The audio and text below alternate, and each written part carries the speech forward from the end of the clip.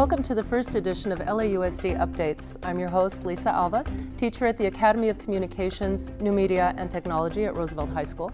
Tonight, I'm joined by two teachers to discuss the historic new contract agreement concluded this past December between the Los Angeles Unified School District and United Teachers Los Angeles. At its core, this agreement provides far greater autonomy for our teachers, principals, and parents to determine the best possible education plan for their particular school. In a moment, we will dig down and discuss the specifics of this new approach and why it offers us an incredibly important opportunity for this district to accelerate its recent successes in classroom performance and student outcomes. To help explore the issue, I'm joined on my right by Ms. Dawn Fields, one of the founding teachers at Green Dot's new project located within Locke High School. On my left is Mr. Paul Payne, one of the teachers who helped launch the LA River Pilot School. So let's get started. My first question for both of you is, can you please tell the viewers how, in your opinion, this contract will impact teachers? For me, teachers are going to really have to step up and be leaders on their campuses. This is going to be the first opportunity for those teachers on campuses that have been struggling and have issues to really make and create and impact change within their own schools. With that comes responsibility for successes and failures. So it's going to really be an opportunity for them to step up and rally in the rest of the troops to start making these concrete changes within their schools. I would add to that, I think that one of the powers of this contract is that it'll not only create opportunities for teachers and principals and leaders in schools to actually change the landscape of the school, but also will change the culture of the district. I work in a school that's as a pilot school already has a lot of the autonomies in our contract that teachers and schools will be able to choose from. Effectively, the new contract will allow schools to decide to take on small deviations from the contract in order to change the way they operate their school.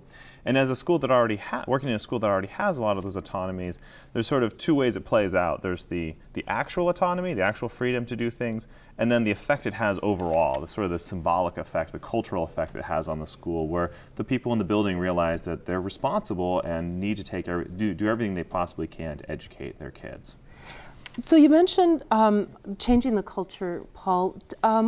Say more about that. Do you have a thin contract? Do you work under an elect-to-work agreement? Is that one of the things that you're talking about? Yeah, so the school that I work at is a pilot school, and there's only 31 pilot schools in Los Angeles Unified right now, 21 in Boston, and a few others here and there in Massachusetts. It's a very small number of schools, and it's a very different model. What we do and the way our contract is structured in a pilot school is that we have effectively a shortened contract, a condensed contract with UTLA and LAUSD, and then teachers sign what's called an elect-to-work agreement, and it's a workplace document that we sign that lays out the expectations for working in the school. So additional duties, additional responsibilities, sort of lays out what's the culture of this school and puts it into a contract. Let me stop you there and give me an example of that. Sure. So in our contract, for example, we've put in expectations for participating in summer professional development, for helping out with after-school tutoring programs. Okay. Don, same question. Do you have an elect-to-work agreement?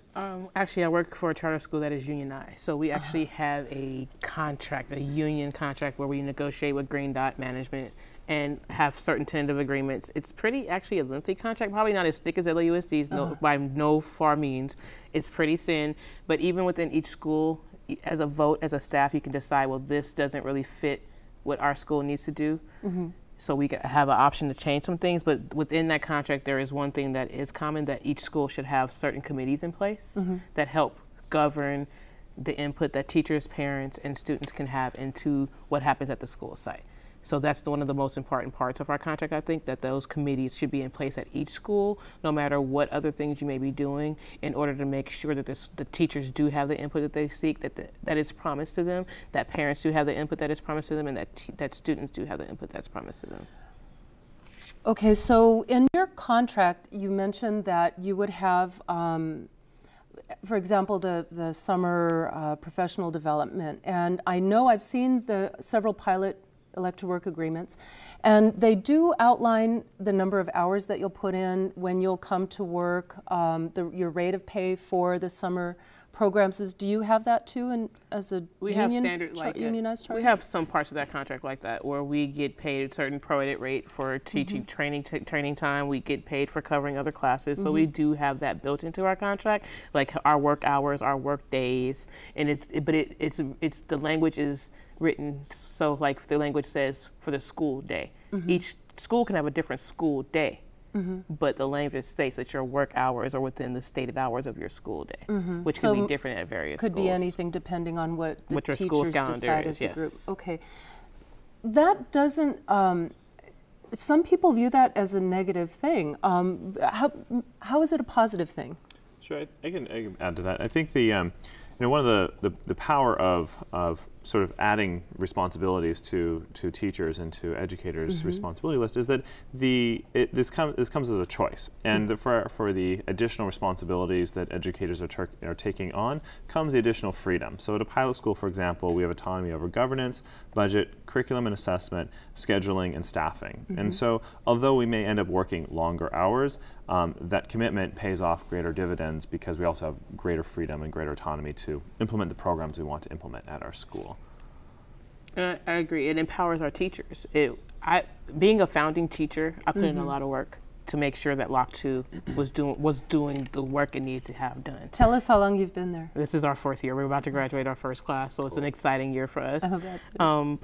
You have such input into every little detail. How are we going to arrange the classes? Are we going to have department level time? Or are we going to have our conference periods by grade level? You know, just those conversations. How are we going to start working with our parents from the first year? How are we going to teach the kids about the systems we have in place? Those powerful conversations that you see grow and develop from year to year. And it's amazing to see the kids buy into the systems, buy into the culture, and it just creates the culture of your school. Like, we're allowed to interview. Our interview process for our school is amazing. We have a committee who interviews teachers. The kids can vote based on a teach session when a teacher comes in. So it's a very interesting environment that's created. The kids feel like they have input into some parts of what goes on at the school. So it just creates a good culture. It creates a culture of learning, and it starts to change the culture that they may have come from at those difficult schools. At Roosevelt High School, where I teach, we went from one big comprehensive school to 7 small schools. 6 are together on our campus, and I know that since we've been a small school, we have 30 teachers and a little over 500 kids, and it feels like we're doing so much more with so much less. We don't have a dean of our own. We have 2 counselors. There's no assistant principal. And so to run after-school programs or things like that, it feels like we're doing so much more with so much less. How do you cope with that? We do more with less, I think, is the reality, and that's a challenge that that comes, I think, not so much with the new contract, but also with small schools. And I think it's when you put those two together, that a new contract that allows people to ask for more of themselves and of each other, and you put them in a smaller school. It could be small schools on a shared campus. All 3 of us actually work on in smaller schools located on larger campuses.